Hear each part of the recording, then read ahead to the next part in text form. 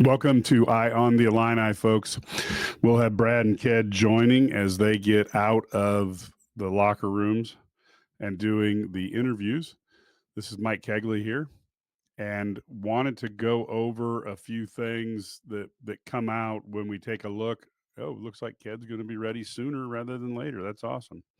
I think this USC team is probably going to end up being a better team than we think they are right now. But this was a tough one because Illinois was relatively listless and it took them a long time to get started. It looked like you had things going your way at the end of the first half and then reverted back at the start of the second half to the way they played early in the game. Ked, what are your thoughts on what you saw happening out there today and your opinion on it? Mike, thanks for having me. There's just a lot to uncover here. There just is. But I'll tell you what I'm not going to do. I'm not going to be that guy today. Today, I'm not going to blame Coach Underwood for this at all.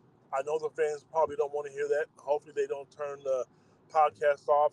If you played sports before, I don't know what level some of our listeners have played before. You just have days where you just don't have it. You just don't give a rat's. You're thinking, okay, we're the better team. We know these people look at the point spreads, the players. They knew that they were the better team, and they just came out and Hey, they. can you get the microphone closer to you? It is I'm really hard to sorry. hear you. I know you're in a car. I'm sorry. Is it better now, or is it the same? About the same. All right. I don't know. I'm trying to. Here, I'm talking through it right now. Does that make a difference or not? That Really? makes a big difference. Okay. All right. Sorry about that, listeners. I'm in the car. I apologize. That's on me. What I was saying was, I just don't. I'm not going to blame Coach Underwood for this. This is a loss. If you played the game before, sometimes you just don't have it. You don't have the energy. You don't have the legs. Everybody knew that Illinois was a better team. If you're a betting person, Illinois was favored by 13 or 14 points. They just got out hustled today. There was nothing that Coach Underwood could do. He couldn't go out there and rebound for them and make shots. They got manhandled in the paint. They gave up 45 points. Every loss that Illinois had this year, they've got out rebounded. Today they got out rebounded. They were 6 for 27 from three, I think, or something like that. They just didn't have it. And it doesn't make any excuses. It's a bad loss, but the energy level just wasn't there today. Trey White has been a man amongst the boys on the glass. Today, I watched him just stand flat footed and didn't go after balls. Now, this is not to promote our message board, but one of the things I put on there last week was how much is too much? You're on the West Coast trip. Do you take a day off? They keep going. I think Illinois looked tired today, and USC was the fresher team. Yeah, I definitely think that you could say that. And I'll also throw a couple other things in there. The way a team wasn't themselves is the defense was not particularly good. You ended up allowing USC to shoot 52.3% from the field, which is extremely rare that teams do that against the Illini. And in the second half, they even shot better than they did in the first half with a 57.6% shooting percentage. Illinois was out rebounded by 3 rebounds. About the other thing that was very interesting is at the half, Illinois was up 11-4, I believe, on points off of turnovers. And in the second half, that thing flipped totally to where both teams at the end of the game scored 18 points off of the other team's turnovers.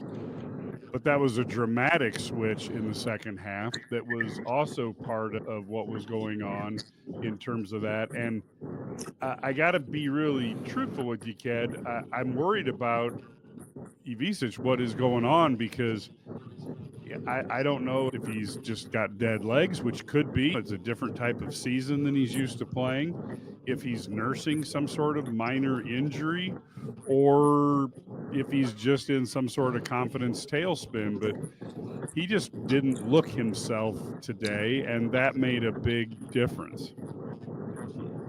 Shooting the three ball, he looks the same. The difference is, let's face it, the Big Ten, when you hear coaches talk about, they're all going to brag about their conferences. But I have a friend who plays in another conference, and he has another son that plays in the Big Ten. And he made it really clear to me the coaching in the Big Ten is unreal. The scouting is to detail. I wish all the fans could be blessed to sit at half court like me, Brad, and Matt. You can hear everything. They knew every Illinois tendency, everything that they were doing, every player. So the scouting is becoming different. And I don't know if he's hurt either, Mike. I couldn't tell you. The three ball, the teams have taken it away. Now, he was really effective making layups and bunnies. That's the part that concerns me. He was also really effective as far as blocking shots. Now, for all the fans out there who want to criticize Coach Underwood, play Merez more, they did. So he got his minutes. But you're going to lose a lot of point production if you play Merez, because Merez does all the dirty work. He plays defense and he rebounds, but he doesn't shoot threes the way Ibises does. So I'm not sure if he's lingering an injury or if he's just tired. It is a long grind, but I'm going to give the coaching credit. Musselman is a good coach. We have to give the other teams credit. They knew everything. To start the game, I even tweeted it. They knew when Ben Rickhouse was going to curl a cut. They were telling the players when to double, which kids could dribble well, which kids would dribble once or twice and pick it up. I could hear every bit of that. When I was sitting closer to the Illinois benches, they did the same thing. It's a matter of coaching and coaches making adjustments, or players. If I can hear it, I know the players could hear it as well. And they have an opportunity now. They play Iowa and Wisconsin at home, and then they got to go on the road to Nebraska, and then they play UCLA at home, Michigan State at home, and then they have a road trip to Northwestern and Purdue. But they've got some home games here. They're 10-6 right now. They could change around their season if they can manage to play at this level. I just think this was, I guess I'm going to say this and people can agree with me or disagree with me. It's fine. But I think two things can be true. One is Illinois stunk it up today, and two is that they're probably not in trouble as a team. Am I off base on that, Ked? Mike, no. Here's the deal, guys. You're not going to win every game. Tennessee was undefeated and then went to Florida and got beat by 30. It's going to happen. I know people are upset about it. I know fans are mad. I can hear the comments sitting behind press row. Nobody wants to lose. I understand that. But again, USC's, their back was against the wall. I watched them play Indiana the other night. And the Assembly Hall up there is a tough place to play. USC wasn't afraid. I believe their entire starting lineup is full of transfers. They're old. They were not afraid of the moment. When the State Farm Center got loud, they weren't afraid. They just took it to Illinois. I'm going to be honest with you. They got punked today.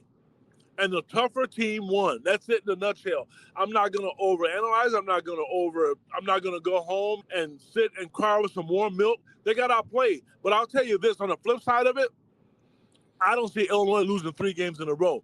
I believe Indiana and Michigan State, one of those teams are going to be in trouble.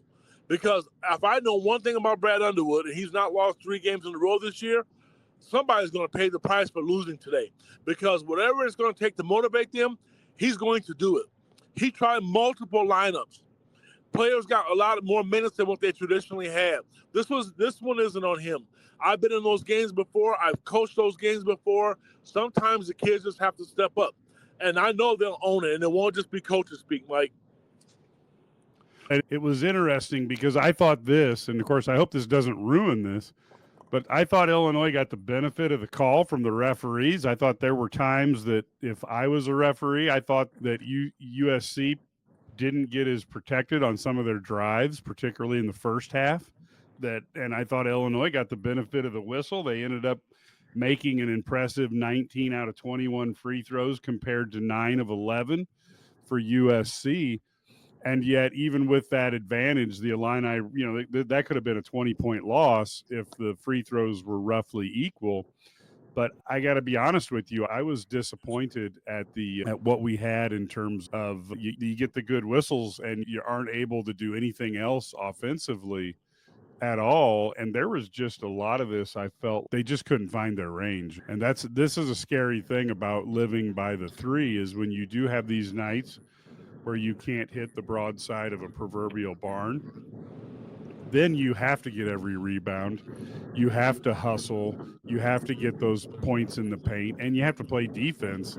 And Illinois choosing to not do that on a day with horrible shooting is just this is if I was Brad Underwood, this is what I make him watch this tape, not to castigate him, but to show him what happens when you don't play defense, when you don't rebound, when you don't hustle to the ball. Because I'm not saying USC is a bad team at all, but Illinois could have given them a run if they'd have played a little defense, if they'd have gotten a few more boards, and if they'd have hustled for more loose balls.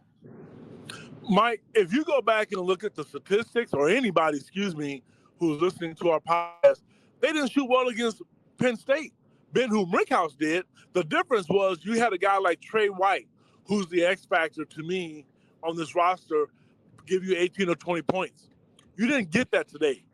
There was nobody other than Ben-Hur Brickhouse who was outstanding. I think Draymond Gibbs-Lawhorn may have had double figures. Kylan Boswell figured out his shot wasn't falling, so he went to the basket. The officials did not cost Illinois the game today. Oh, nothing. The officials were on Illinois' side, if anything else. I thought Illinois got the big boy treatment today. The refs, I thought they gave a really good. I thought they did a great job of helping. They're calling it in slightly in Illinois' favor. I take that type of game anytime I could get it in the Big Ten. Exactly. Now, if there was one complaint, and you know me, I always have to have one. The one thing I did not like about USC, and I noticed it, and a couple others, I said something at press row, and people didn't want to say anything because they don't know it's a rule. I thought it was Bush League. Every time Illinois shot a free throw, and it didn't affect them because they were 16 or 17 from the line, their coaches would all yell something right in the middle of the time the kids were shooting free throws. As a fan, you can do that. But the coaches, you can't. And I think most of them got tired one time because he said a cuss word and asked them to stop. Other than that, I have no complaints because I know the officials could hear it, but it didn't affect the game. I take my hat off to him. His teams play hard, and you're going to have to beat them. They're not, Mike, you just read their schedule. They're not going to roll over. They are a well-coached team, and I could be wrong, but I think I'm right.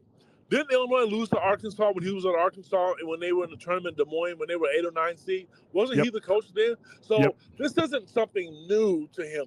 USC hired him because he's a good coach. Now, again, on the flip side, Illinois is going to be fine. I don't care if they win the Big Ten. That's great for people like me to tweet it and to write about it.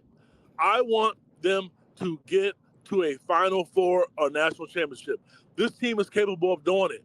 You only need one bad night, but that bad night can happen to anybody. I mentioned Tennessee. If you think Michigan State's going to go through the conference undefeated, that's not going to happen. I'll tell you, listeners, what, for those who don't like Kedric Prince, if you tell me Michigan State's going to go undefeated and they do, I'll retire and I'll never tweet or say anything about Illinois for the rest of my life. It's not going to happen. Teams are going to lose. And again, looking down the stat sheet, Rickhouse had 15 points, 5 boards, 3 turnovers. Boswell had 10 points, 8 rebounds, 6 assists, but 6 turnovers. Riley had 7 points. He had a rebound, a couple of assists, and a TO. Ivicic had 7 points, 3 boards, 1 assist. Trey White was at 11 points, 4 rebounds, two assists, and 2 turnovers. Gibbs-Lawhorn kid was at 11 points, 2 rebounds, 1 assist, and a couple TO. Jake Davis was at 9 points, 3 rebounds, 1 assist, 1 turnover, and Morez was at 2 points, 8 rebounds, and no turnovers. Now, I will say with Morez, he had at least 3 layups today that he could have had if he hadn't dribbled the dang ball. That's high school. That is what growing up means, Mike. And something we have not talked about, and I'm pretty impressed. We have not used the excuse of KJ not playing. Now, I still think this is Kedric. I still think if he would have played, I don't think Illinois would have won. KJ would have made a difference in multiple areas, but I don't think he could have overcome USC's effort and Illinois' lack thereof. You're right, but Morez, he got the minutes, but that's what I mentioned to you earlier. He don't get the points. But a lot of people, if you want to blame the fact that KJ didn't play, if it makes you feel better, great. Again, I don't think it would have made a difference. I know he did really well at practice yesterday, and I know he did shoot around this morning. Something must have happened where it flared up again. But they're going to need him moving forward. But right now, this fall stinks. But at the end of the season, that's when you want him playing. Is anybody nervous that this becomes a lingering issue that becomes a problem for KJ through more than a game or two? It didn't happen today because I didn't stay for today's press conference, Mike, but I could have swore I thought I heard Brad Underwood said that this might not go away for a while. They don't know how long it's going to last. I know they're treating it, but this may not go away. But the good thing about it, if there's anything about it, it's his left hand. And kudos to the university for not playing him and just putting him out there to win a game when he's injured. Yeah. Yeah, because I guess as I looked at it, that was the biggest concern I had. And I'm going to throw, I know you're driving, so you're not going to be able to necessarily read all of these. But I will tell you the interesting tone that I see going through here is I can't remember the last time Underwood broke out the eraser board.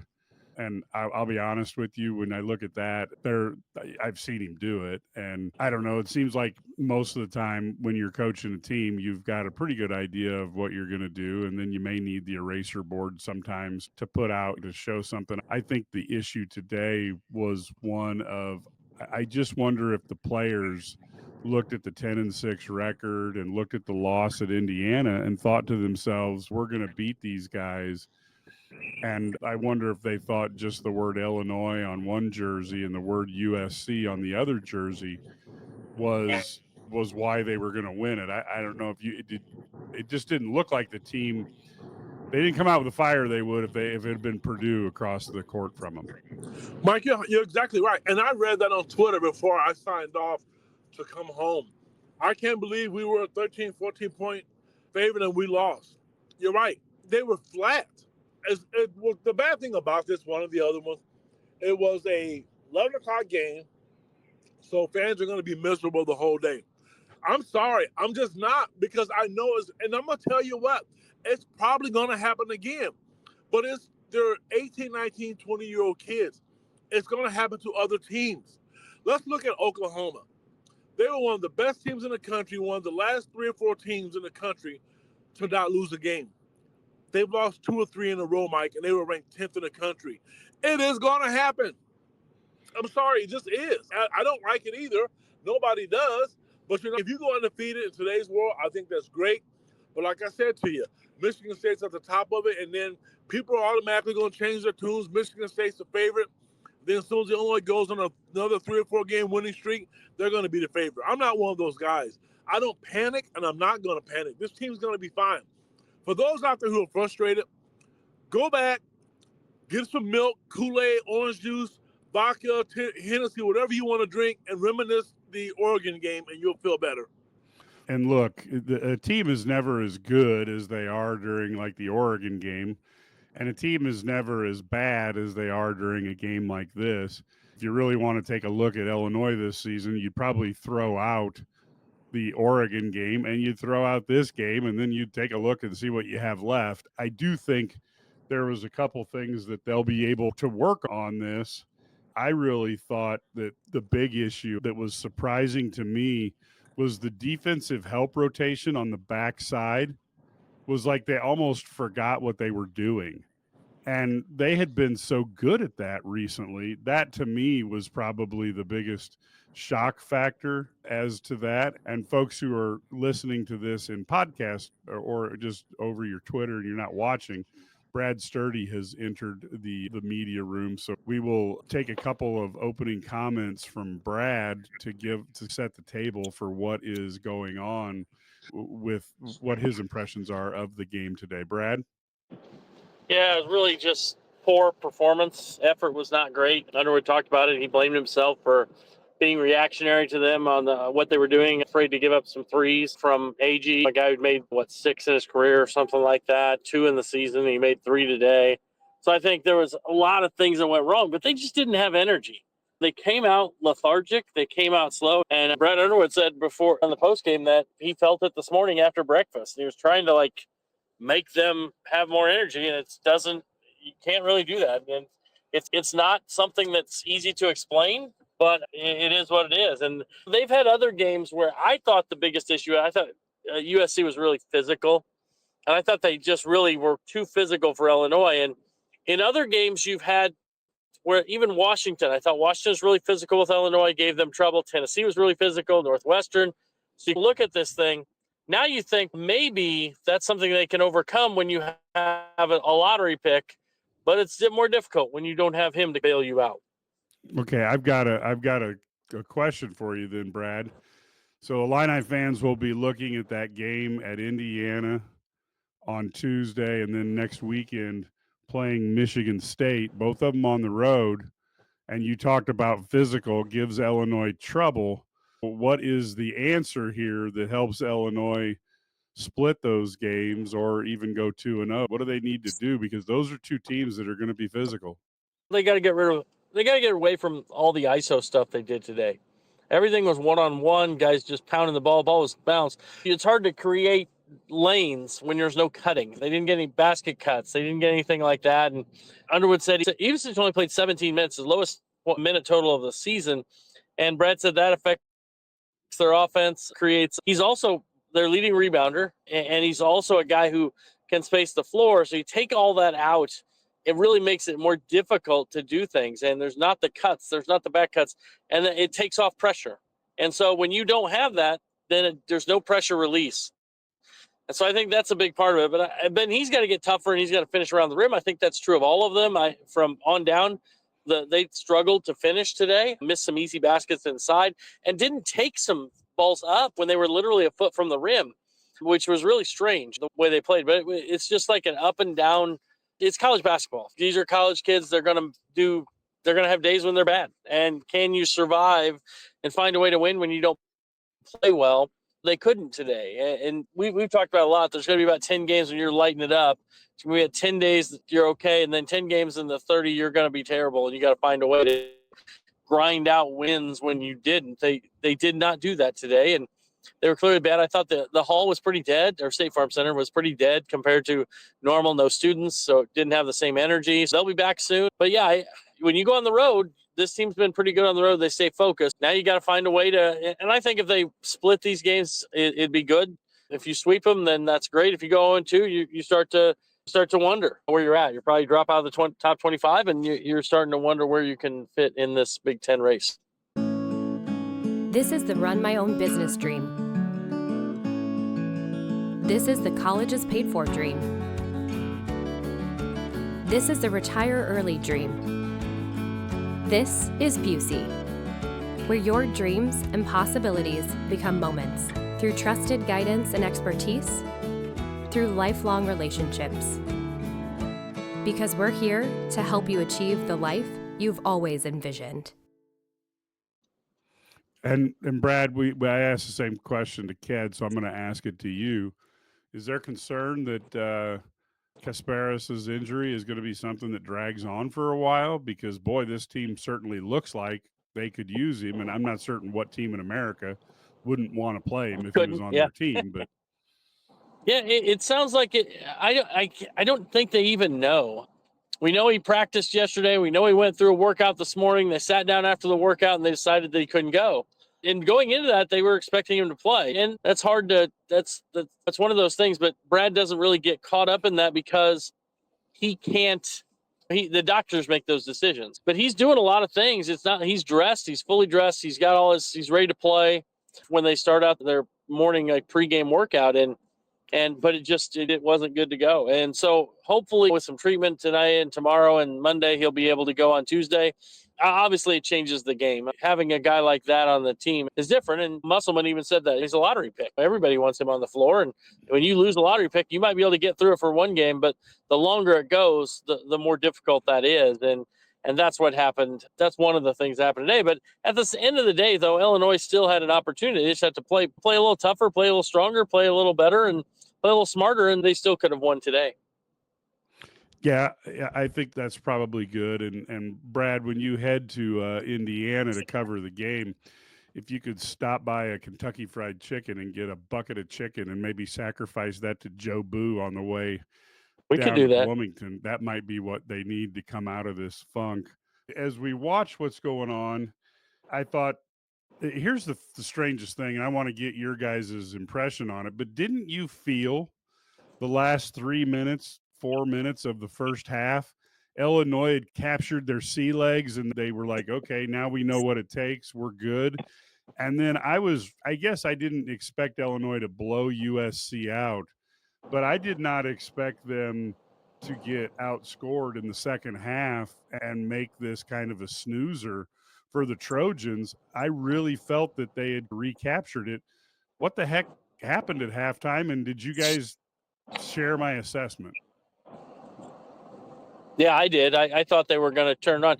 I think Boswell's third foul to start that second half was tough. I think that really set them back. They came out, and I think Hummer hit a three. Were they up 5 or 6 or something, and then they come down and get an and one, and then next thing you know, it's like C makes a little run and they get the lead back. But I just think it was decisions, the turnovers. They had 15 turnovers, which is way too many. They made poor decisions defensively, and they missed shots. I posted this earlier. They've shot under 33% in 11 of their 16 games, and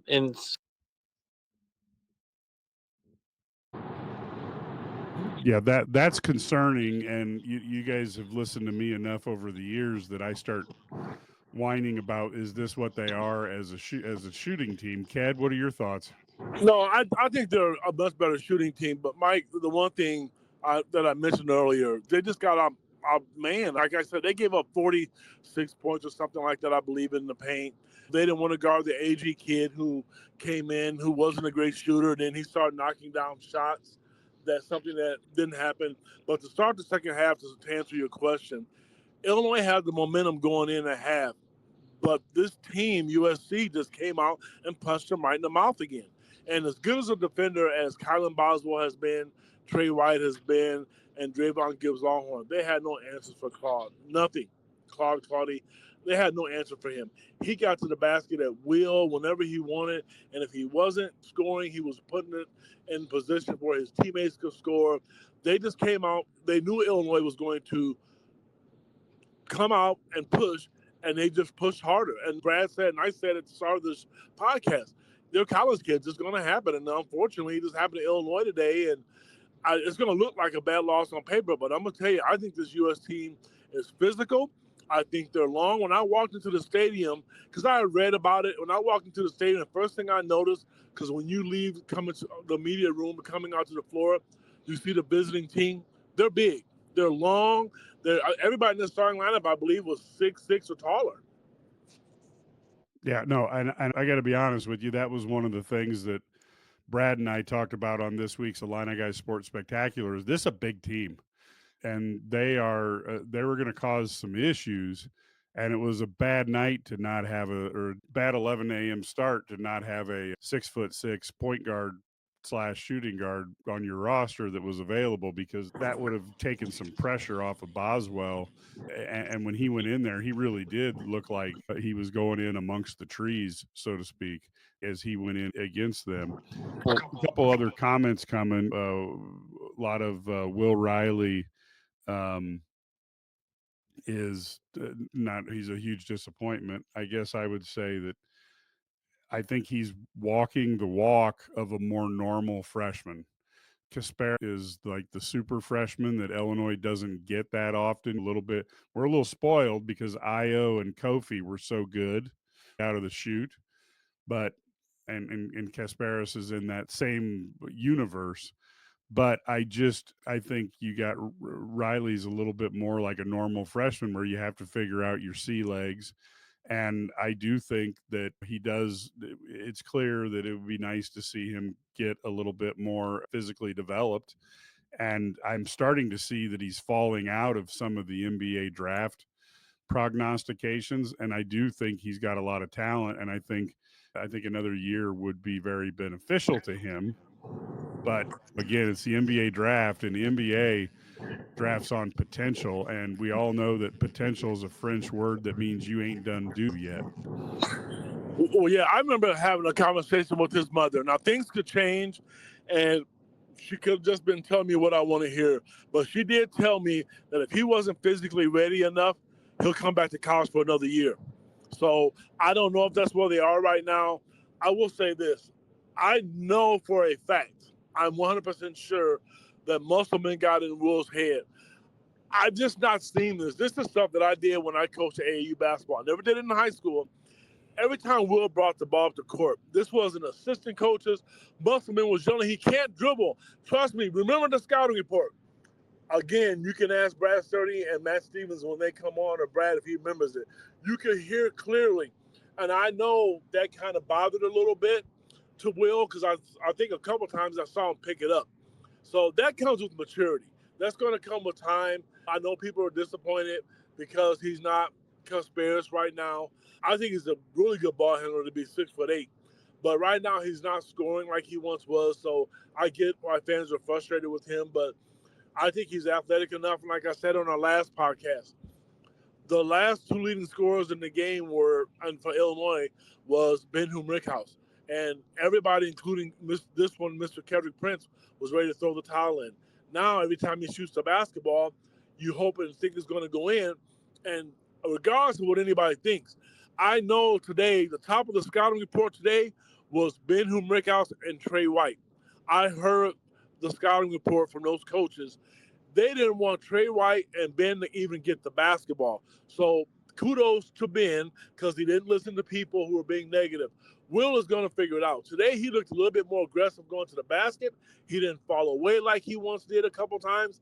He's going to get there. He'll be fine.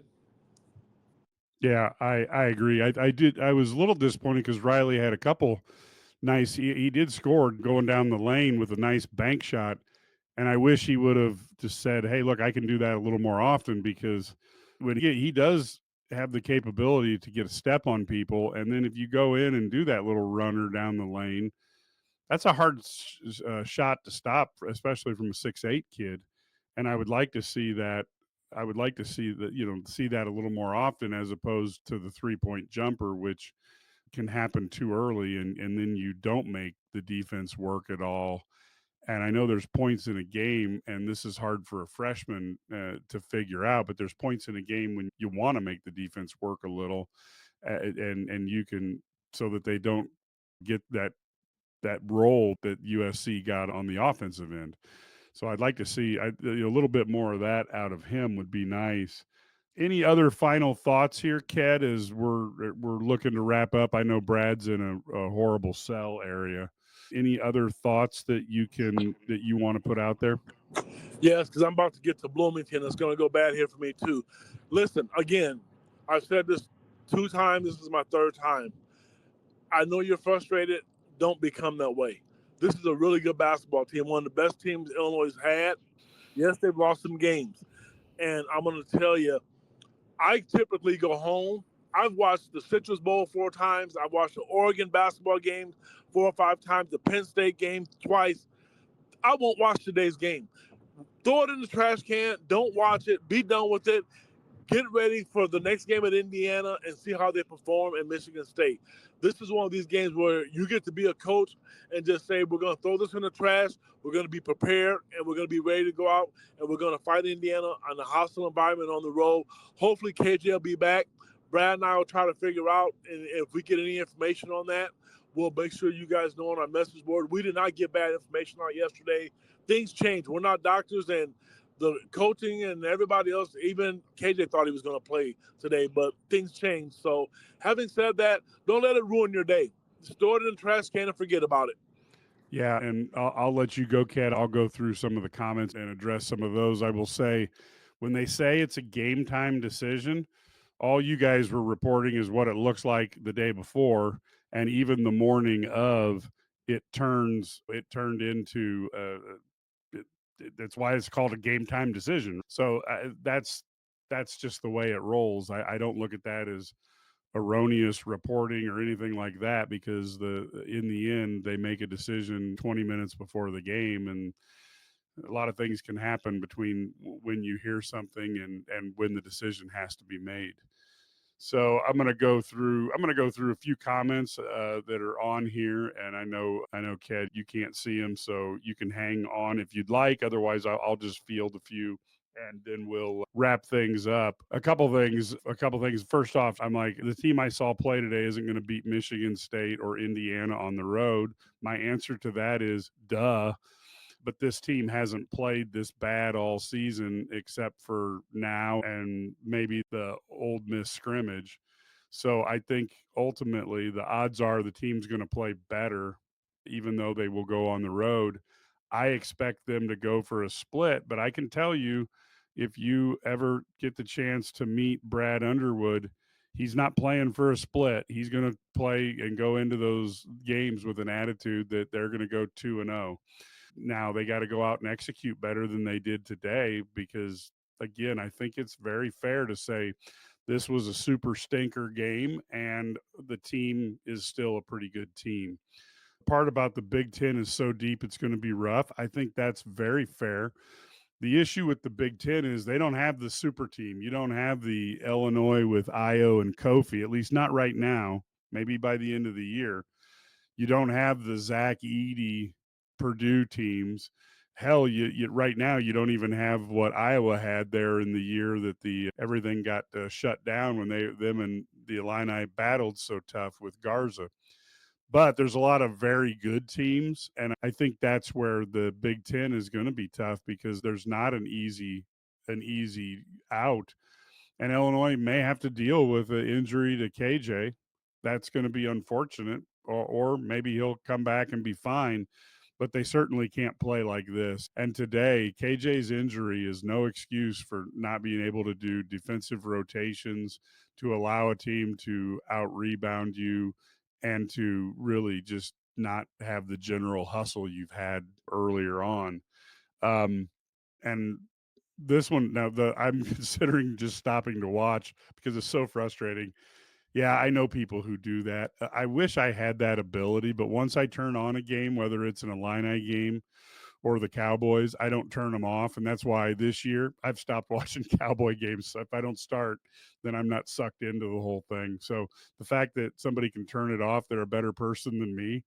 Jeremiah Fears would look good on this team. Yeah, I've had that discussion myself. He would look good on this team, but it would be a different team because then you would be looking for minutes for him, and then you would have to figure out if you have Boswell here, would Fears want to be here with Boswell? And then KJ's here, would he want to play with that? And so as fans, we just look at, I'm going to get 13 players who are all great. Players don't look at it that way. Players look at it as, I want my NIL dollars, I want my playing time, I want my shots. So could Jeremiah Fears help this team? I have no doubt he could, but you'd be walking a little bit of a minefield to make sure everybody stays happy and you didn't end up in a situation where people were frustrated and upset. So yeah, talent-wise, there's no doubt he's good. Getting it all to work out and so that people get the minutes they think they deserve without having a big challenge, that could have been really tough. So again, I don't think anybody's debates that Jeremiah Fears isn't a good player. Ked has obviously been his number one champion, and it was on top of him before he was good. And I will tell you what, the difference of him, watching him even a year and a half ago in a U versus what he looks like now, very few guys improved that much, and he has improved unbelievably. So that's it. Not buying that UCLA will get beat by Iowa and Wisconsin. I don't think we know that, but UCLA will be playing at home and they'll have a little bit of confidence from this game. And Musselman is a good coach. So I'm not saying that I would never guarantee a college game anymore. But I would say that USC is in a position where if they can capitalize on it, they have an opportunity to get a couple wins. I am always less impressed with Wisconsin because of their lack of athleticism. So I'm going to always be in the way of maybe Illinois has had Wisconsin's number. for the last few years, and I just haven't been a huge Wisconsin fan. And I always tend to overestimate Purdue because I go all the way back through the Gene Cady era where they just somehow find a way to be a pain in the butt to everybody. So I'm probably a bad judge on that one. And I do think when you look at something like this with a low energy game, we're a better team, just not today. I think this is true. And then what you have to do is try to figure out what are you going to do to prevent that from happening again. And that's what the coaches are paid big money for. And to be honest with you, as much as people want to talk about it, you've seen these rosters. Look at Mick Cronin, who's complaining that his players are delusional and they don't care. You're the head coach. You're the one who signed off on bringing every one of those people to your roster.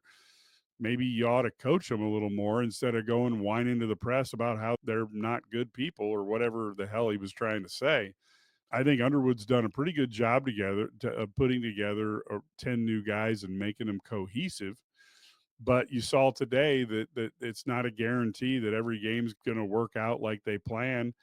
And you do wonder if there is a little bit of fatigue. I'm not certain, but they're going to have to get things put together pretty quick because Indiana is going to want to curb stomp them, and Tom Izzo is going to want to get Illinois. So it's going to be a tough week. They need to shoot for 2-0 and land at 1-1. I don't know that Illinois is going to go on a 3-game losing streak, but I can tell you that there'll be two teams that will do their darndest to make sure that they do end up in a 3-game losing streak. And people lose perspective on the fact that with the transfer portal and with NIL dollars, the teams are probably closer together than they've been in quite some time across college football and basketball. So you're going to have upsets and you're going to have teams that if you don't hustle, if you don't bring it from an effort standpoint, you're probably going to lose. And in the old days, you could roll into Northwestern and know that you could sleepwalk the whole game, play the last 2 minutes, and beat them. There's nobody in the Big Ten like that this year. And even the team like Ohio State that goes as high up as you can go and as far down as you can go as well.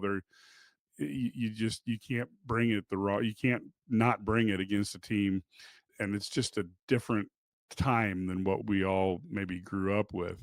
Overall, I think this team is a team that is going to be okay in the long run. We have said on here for a long time that this team is a very good team. It's got a high ceiling. They played today without their best player. They got beat by 10. They probably, playing at home, it makes it extremely painful to lose that game. And I don't know, maybe if this was a road game, KJ would have played. But because it was a home game, they rolled the dice to see if the home court advantage would work. Hard for me to tell, but like I said, the team didn't have it today. And they've got to figure out on those nights when they're cold, they've done it throughout this season. You got to play defense and you got to rebound. And today I felt like the rebounding focus wasn't there. Morez at 8 boards and Boswell, I think they carried the water for the team. And the rest of the guys, again, it was hit and miss, but they've got to be more focused on that. And even to the point where instead of saying, I'm going to get the rebound, you go, I'll be darned if the guy that I'm blocking out gets it. And so that was something that they didn't have. And again, the part to me that was most frustrating is there weren't weak side help rotations that Illinois has actually been pretty good at, and they just disappeared today. So when you look at a few of those things, you just wonder if they were tired or what happened. And I think it's fair to be disappointed at the effort level today. And it's also fair to say this team's got plenty they can learn from it, and they should be okay as long as they don't repeat that level of performance. So with that, folks, we will be back. We've got, of course, coming up on Tuesday night, Illinois is at Indiana, 6 p.m. It's going to be a tough game. There's no way of cutting around that. And so that should be one that we'll see how much they want to battle. Indiana is very talented. They don't do great from the 3. So if you can force them into making 2-pointers and Illinois is doing anything from the 3-point line, they can make this a game. But again, that's a very talented Indiana team that's going to want to beat Illinois.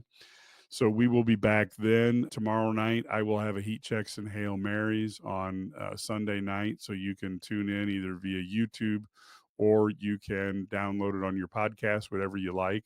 Talk about some of the events of the last week. And until then, folks,